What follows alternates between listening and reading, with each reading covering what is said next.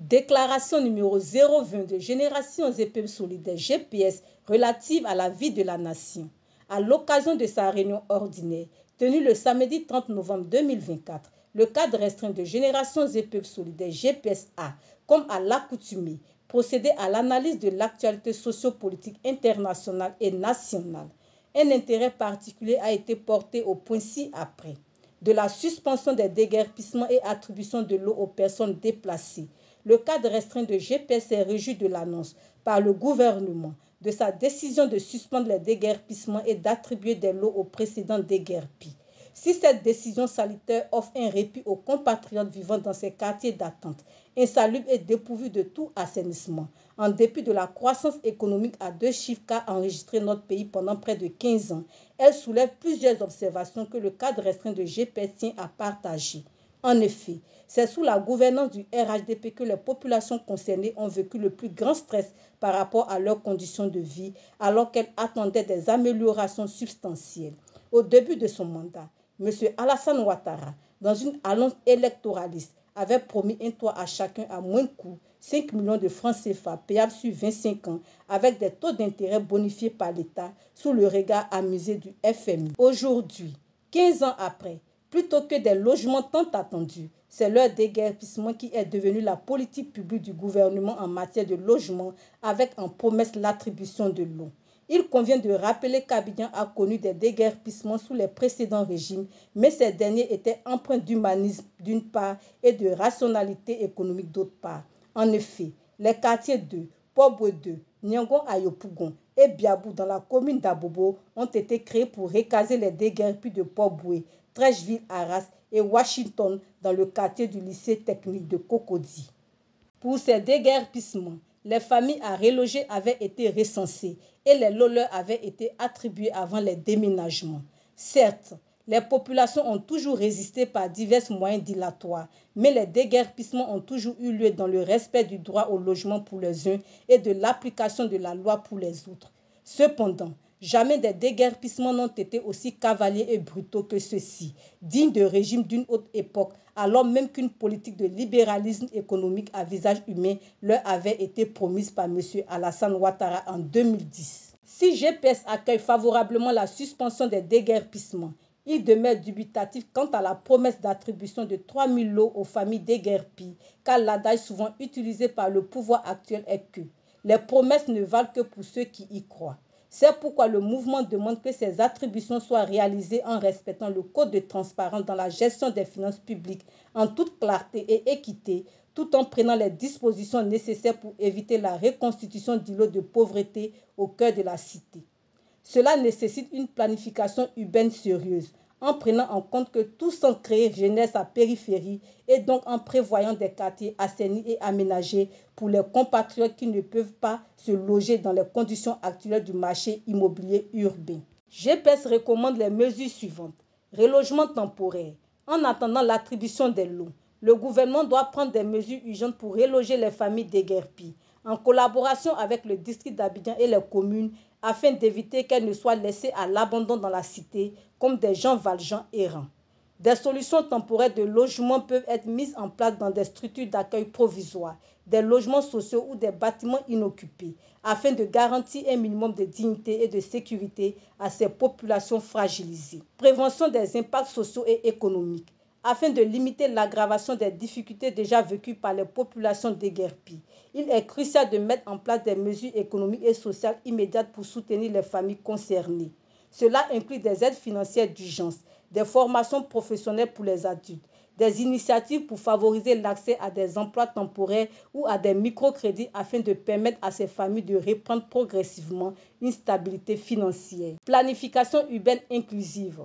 GPS demande la création d'une commission indépendante d'attribution des lots comprenant l'administration, le Parlement et des représentants des déguerpis bénéficiaires. Il est également essentiel de planifier des quartiers qui intègrent des infrastructures de base telles que l'eau, l'assainissement, l'électricité et des espaces publics. Ces nouveaux quartiers doivent être pensés dans une optique de développement durable et d'inclusion sociale. GPS appelle à une solution à long terme pour les déguerpis, en réaffirmant que la gestion du logement ne doit pas être réduite à une simple question d'attribution de l'eau, mais qu'elle doit inclure des mesures humanistes et solidaires pour restaurer la dignité des populations les plus vulnérables. De l'organisation du Salon international des ressources extractives et énergétiques CIREX et de la gestion des ressources extractives. Du 27 novembre au 2 décembre 2024 s'est tenu à Abidjan le premier Salon international des ressources extractives et énergétiques CIREX. Depuis la révision du Code minier en 2014, la diversification de ce secteur, historiquement dominé par l'or, est privilégiée. Le gouvernement vise à passer de 3% en 2014 à 6% de contribution du secteur au PIB. Le manganèse, le nickel, la bauxite et le diamant sont les principales ressources sur lesquelles l'État compte s'appuyer pour atteindre cet objectif. Dans ce cadre, des permis de recherche ont été octroyés aux grandes entreprises internationales de l'industrie minière, parmi lesquelles Barrick Gold, Endeavour Mining, Perseus Mining, Elite Gold, Tieto Mineral, Fortuna Silver Mines, etc. L'augmentation de la demande mondiale a favorisé l'extraction du nickel, du cobalt, des terres rares et du lithium dans de nombreux pays africains, y compris la Côte d'Ivoire. La récente découverte d'un important gisement d'or de classe mondiale à Tanda, à l'est de la Côte d'Ivoire, et celle de Kani, au centre-ouest, illustrent les effets de cette politique volontariste visant à faire du secteur minier et énergétique un moteur de croissance pour le pays. Dans cette optique, il paraît évident que le CIREX représente une véritable opportunité pour attirer davantage d'investisseurs dans ce secteur dont l'exploitation nécessite des capitaux et des investissements considérables. Ainsi, les objectifs annoncés de ce salon sont, entre autres, renforcer les partenariats sous-régionaux et internationaux pour la mobilisation des financements, mettre en valeur les potentialités de la Côte d'Ivoire, réfléchir aux défis à relever par les secteurs des mines, du pétrole et de l'énergie, présenter les grands projets prioritaires nationaux et sous-régionaux, promouvoir le contenu local et les métiers de toute la chaîne de valeur auprès des entrepreneurs et des jeunes, favoriser la découverte du secteur extractif et énergétique par le grand public. Cependant, GPS souhaite attirer l'attention des autorités sur les effets induits par la ruée vers les mines qui fragilisent l'environnement et met en péril le couvert forestier et végétal. Alors que l'expansion du secteur minier vise l'intérêt général en contribuant de manière substantielle aux recettes fiscales et non fiscales, il est à craindre que ces effets pervers soient plus importants que les bénéfices attendus. L'exploitation de ces mines entraîne l'appauvrissement, voire la raréfaction des terres arables, alors que le pays reste fortement tributaire de l'agriculture et de l'élevage de subsistance. À ce jour, près de 60% des terres arables de la Côte d'Ivoire sont dégradées, en particulier dans les régions de production de ces mines et métaux rares. Par ailleurs, les entreprises privées exploitant ces mines ne respectent pas toujours leurs engagements en matière de protection ou de reconstitution du patrimoine végétal détruit. Dans son rapport annuel publié en décembre 2023, l'Initiative pour la transparence des industries extractives, ITIE, a annoncé que les revenus provenant du secteur minier avaient dépassé les 200 milliards de francs CFA en 2021. Cependant, au-delà de ces chiffres impressionnants, c'est la transparence dans la gouvernance de ce secteur qui a retenu l'attention de l'ITIE. Si, pour de nombreux Ivoiriens, le secteur minier suscite de grands espoirs en termes de création d'emplois et d'amélioration de l'économie, GPS constate de manière amère que son impact sur la transformation sociale du pays demeure, à ce jour, quasi invisible. C'est pourquoi GPS lance un appel au gouvernement pour plus de transparence dans la gouvernance du secteur minier, ainsi que pour une évaluation de son impact sur l'économie nationale en termes d'emploi et de réduction de la pauvreté dans les régions concernées. GPS souhaite également attirer l'attention de la communauté nationale sur le risque imminent de crise alimentaire dans les prochaines années. Ces crises pourraient difficilement être compensées par l'importation massive de produits alimentaires d'Europe et d'Asie, ce qui fragiliserait davantage notre balance des paiements. Des préparatifs de l'élection présidentielle de 2025, à l'issue de la période de révision de la liste électorale qui marque le lancement officiel du processus électoral de 2025, plusieurs éléments suscitent des préoccupations légitimes de la part de GPS concernant la crédibilité et la sécurité de ce processus. En effet, La subordination manifeste de la Commission électorale indépendante CEI au régime du RHDP soulève des interrogations sur la transparence du scrutin à venir.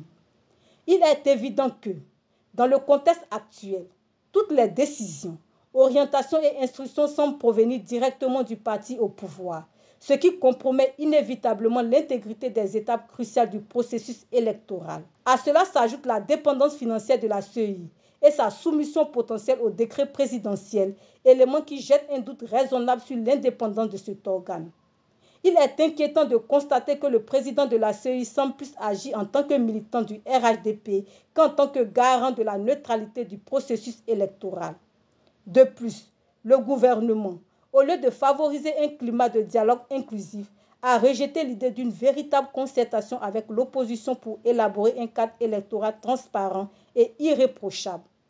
Cette attitude laisse planer un doute majeur sur la volonté du pouvoir en place de garantir des élections véritablement libres et démocratiques.